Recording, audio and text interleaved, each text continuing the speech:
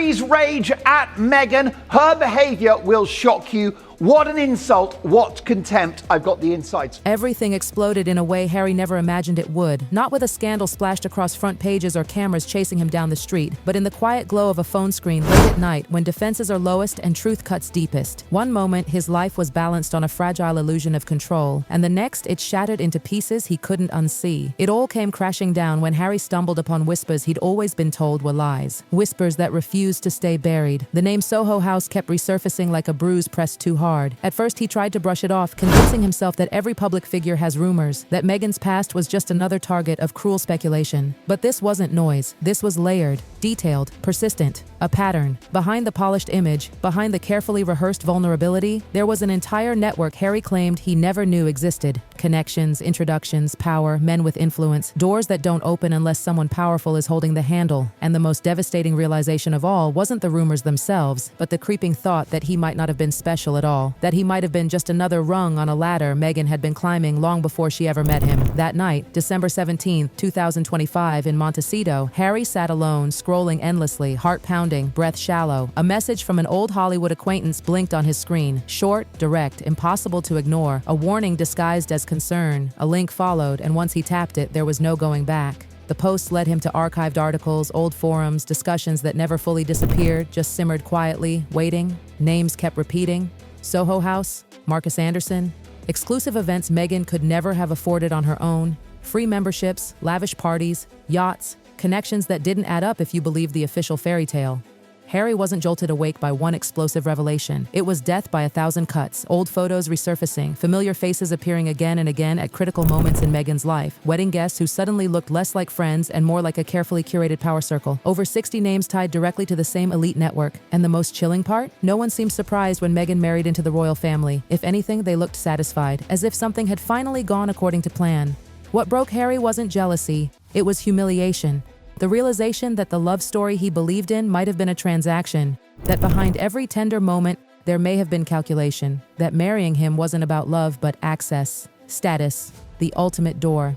When he finally confronted her, there was no gentle conversation, no attempt to understand. He walked into the living room with printed pages shaking in his hands and threw them onto the table like evidence in a trial. His voice cracked as he told her he couldn't continue, that he wanted out, that he felt deceived from the very beginning. Meghan didn't cry. She didn't plead. She laughed, a sharp, dismissive sound that sliced straight through him. She accused him of being insecure, of believing trash, of resenting her past because it intimidated him. And when he pushed back, when he said this was about truth and not jealousy, her expression changed instantly. Her voice hardened. Threats replaced mockery. She warned him, cold and deliberate, that if he tried to destroy her, she would destroy him first, that she knew things he'd buried, things the world would never forgive. And when her laptop hit the floor with a sickening crack, Harry finally understood this wasn't a marriage argument. It was war. That night didn't end with resolution. It ended with silence so heavy it felt violent. Secrets were no longer hidden. They were loaded weapons. According to someone inside the house, what followed was even more unsettling. Meghan didn't spiral. She didn't collapse. She sat perfectly still, phone in hand, typing and deleting, making calls and hanging up, face eerily calm. And within an hour, both of their phones were lighting up non-stop. Harry soon realized Meghan had moved first. Screenshots, old messages, private conversations he never imagined would be used against him. Messages from a Hollywood ex, intimate, suggestive, reckless. Words that now looked damning when stripped of context. Meghan didn't scream this time. She didn't need to. Her voice on the phone was calm, chillingly controlled. She told him she'd already shared the messages, that people were asking questions, that reputations were fragile things. Harry tried to explain, tried to downplay it, tried to remind her nothing physical had happened, but she cut him off with surgical precision. Two choices: stop now, or keep going and watch everything leak. Almost immediately, the consequences began.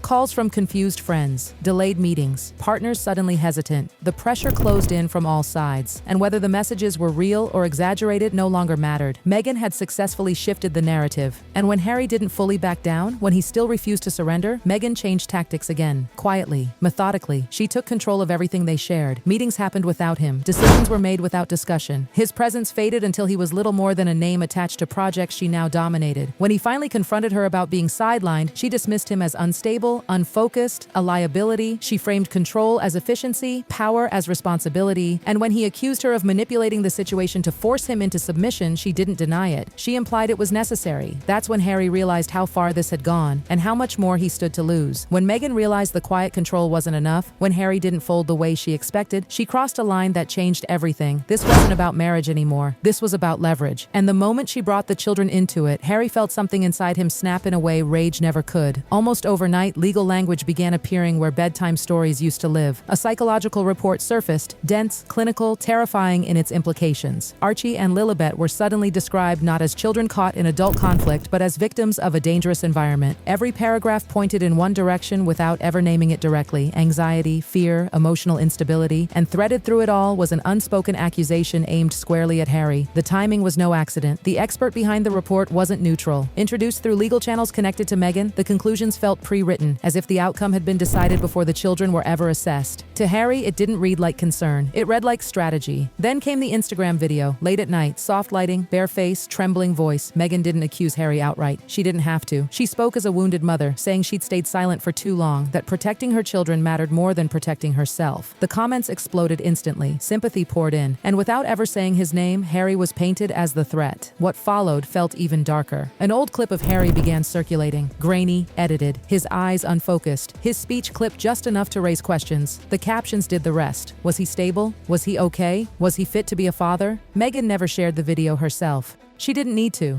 Her silence let it grow on its own, unchecked, uncontested. That was the moment Harry truly broke, not because of his image, not because of public opinion, but because his children were being turned into ammunition. He read the report over and over, searching desperately for genuine concern, for balance, for fairness. He found none, just assumptions dressed up as facts. Sleep became impossible. Every option felt like a trap. Speak out and risk dragging the kids further into the storm. Stay silent and let the narrative harden against him. Either way, they were the ones paying the price. That's when Harry made a decision he never thought he'd have to make. He hired his own independent experts. No cameras, no press, no leaks, just the truth, whatever it turned out to be. The assessments were quiet, clinical, careful, and the results contradicted everything Meghan's report claimed. There was no severe trauma, no fear of their father, no signs of instability beyond what any child might experience in a tense household, age-appropriate reactions, nothing more, nothing less. Harry held those papers in his hands and felt no relief, because he understood something devastatingly clear. In wars like this, truth doesn't always win. Power does. As the legal preparations deepened, so did his internal conflict. Ending the marriage meant escalation, court battles, media warfare, years of fallout. Staying meant surrendering parts of himself piece by piece. And worst of all, it meant accepting that peace for the children might only come at the cost of his own silence. The media's behavior gnawed at him. Stories about his every move spread instantly, while the bigger questions surrounding Meghan's past, Soho House, and those powerful connections were tiptoed around with deliberate caution. It wasn't ignorance, it felt like avoidance, as if certain topics were untouchable. Inside the Montecito house, the tension became suffocating. No shouting, no confrontation. Just a silence so heavy it screamed. Meghan didn't retract anything. She didn't escalate either. She waited. And that waiting unsettled Harry more than any argument ever had. On her side, Meghan wasn't celebrating. She was calculating.